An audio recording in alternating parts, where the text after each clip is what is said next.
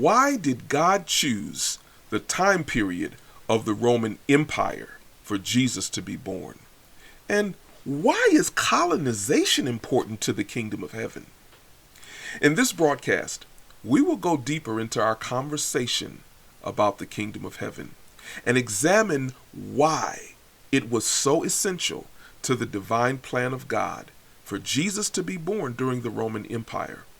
This is an absolutely amazing concept that will begin to open your eyes to God's original purpose for the earth. If you're serious about understanding the kingdom, you don't want to miss this.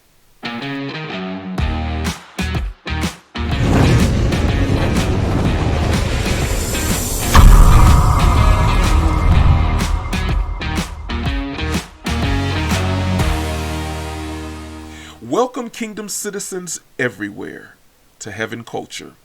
I'm your host, John Rainey, and it is an absolute honor to have you here, where our objective is to transform believers into kingdom citizens that think, talk, and act like Jesus, so that we can represent heaven while living right here on earth. Yes, if you're a born-again believer, you are a citizen of heaven, but only a temporary resident of earth. So you must learn how to think like heaven.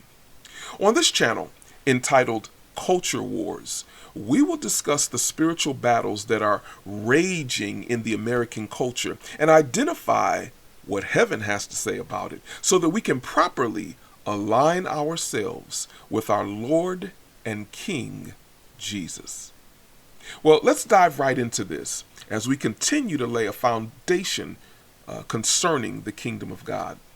The concept of colonization has been around for centuries and has almost always had a negative connotation with it. But you must understand a very important concept. Colonization did not originate with men, but rather with God. Just like so many other things, colonization is neither good nor bad in and of itself, but rather it takes on the character and morality of the ruling kingdom. So, what is colonization? Well, it comes from the root word colony, which is a group of people who leave their native country to form a settlement in a new land that is subject to and connected with the parent nation. Now, in ancient times, when a king desired to expand his kingdom, he would conquer an inferior kingdom and bring its power, its wealth, its military, its status into his kingdom. But what do you do with a country once you've defeated it? Well, early in world history, the model for conquering a nation involved killing all their leaders, enslaving all of their people, and taking all of their stuff.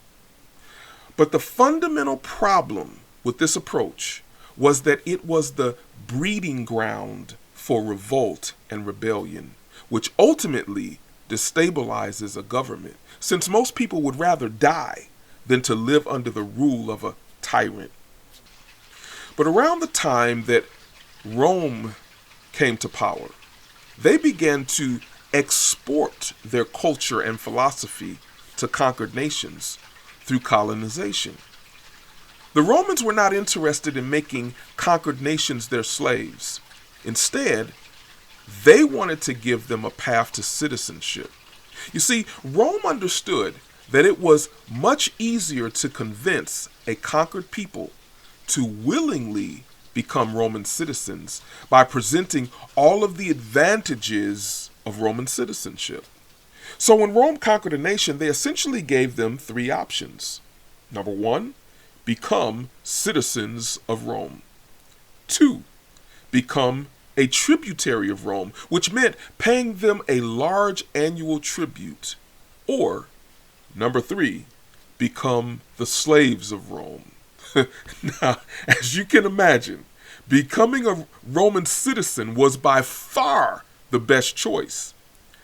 This option made life much easier for conquered people and therefore made the territories easier to manage. Now, although most conquered countries willingly accepted Roman colonization because it was the best alternative, it was nonetheless forced. But voluntary colonization, on the other hand, involves citizens of one country freely going to a remote or distant country and establishing a colony in the name of the mother country. This actually was the case with the first settlers of the United States of America, which were originally the 13 British colonies of America. Now, as it relates to the kingdom of heaven, colonization began in Genesis chapter 1, where God's purpose was to establish his kingdom on earth by virtue of a colony without having to rule it directly himself. He simply wanted earth to be governed by his family, his kids. God's original intention was to connect the invisible realm that is heaven to the visible realm that is earth by means of colonization. Genesis 1:26 through 28. Then God said, "Let us make man in our image, after our likeness, and let them have dominion over the fish of the sea, and over the birds of the heavens, and over the livestock, and over all the earth, and over every creeping thing that creeps on the earth." So God created man in his own image. In the image of God, he created him, male and female, he created them. And God blessed them. And God said to them, "Be fruitful and multiply and fill the earth and subdue it and have dominion," that is rulership, over the fish of the sea and over the birds of the heavens and over every living thing that moves on the earth. This was the first earthly charter given to heaven's first representatives, Adam and Eve. This empowered them to rule over the natural realm in God's stead. Now, it's very important to understand that this charter did not refer to religion. Why? Because it was not religious. Rather, it was governmental. Just as Jesus did not come to establish a religion, but rather his government, likewise, God's original intent in creation was governmental, not religious. This is a critical concept that every believer must understand because God does not support religion. He only supports his kingdom.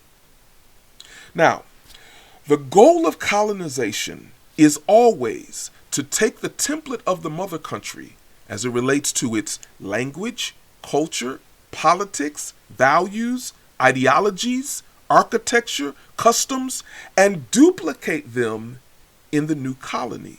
When done correctly, the result of this produces a duplicate version of the mother country in the colony. Thus, God's original intention was and is to duplicate heaven on earth. This is why Jesus taught the disciples to pray, "Our Father in heaven, hallowed be your name. Your kingdom come. Your will be done." Where? On earth as it is in heaven. But prior to the Roman Empire coming into power, there was no governmental pattern or example in the earth that properly reflected the concepts of the kingdom of heaven. But when the Roman Empire was established, for the first time, God now had the concepts in the earth, however imperfect they may be, that would allow him to communicate the governmental principles of heaven in a way that the average person would be able to understand, since they were living under the Roman colonial system. Now, once this occurred, it was now time for Jesus to be birthed into the world. So the timing of Jesus' birth had everything to do with the proper kingdom concepts and conditions being in place that allowed him to communicate the concepts of the kingdom. So it must be understood that God's plan has never been about religion. His plan has always been to establish his kingdom where? On earth. Jesus is not interested in building religion. He is only interested in building his kingdom. So what does this mean for you and I? Well, it means that we must begin to build and advance God's kingdom by means of ideological colonization. This means that we must first learn to think like heaven ourselves, and then we can teach others to think like heaven, including our family, our friends, our neighbors, our coworkers, and anyone that we meet. This is how we export heaven to others. As we do this, and people get a taste of heaven, giving their lives to Jesus, the colony of heaven will expand. This is what the Great Commission is really all about, establishing and expanding the colony of heaven on earth. Well, I pray that this has been a blessing to you, but there is so much more that we've got to continue to talk about and cover. In our next broadcast, we'll dive deeper into understanding the kingdom as we discuss kingdom assimilation. Well, if this has been a blessing to you, would you be so kind as to give it a thumbs up? And while you're at it, click the subscribe button and the bell, and you'll be a part of all of our kingdom conversations. It would be my absolute honor to have you as a part of this channel. Finally, would you help me to connect with other people in your circles by clicking on the share button below and telling others about this channel? Thank you so much for partnering with us. Together, with God's grace, we will transform believers into kingdom citizens that think, talk, and act like Jesus, so that we can represent heaven while living right here on earth. If you'd like to learn more about HeavenCulture or purchase products, please visit us online at HeavenCulture.co. Thank you so much for your time. I'm looking forward to continuing this journey with you.